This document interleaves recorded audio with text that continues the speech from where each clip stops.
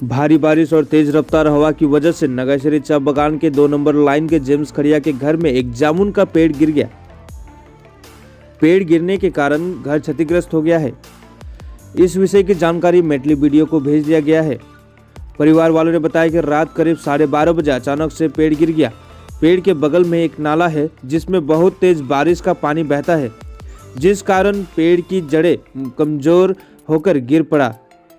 इस नाले के निर्माण के लिए इंगडोंग मेटली ग्राम पंचायत को लिखित में ज्ञापन दिया गया था, लेकिन अभी तक नाला नहीं बना है। बहुत तेज बारिश में बहुत ज़्यादा पानी बहता है, जिस कारण धीरे धीरे रास्ते के नीचे की जमीन खोखली पड़ गई है।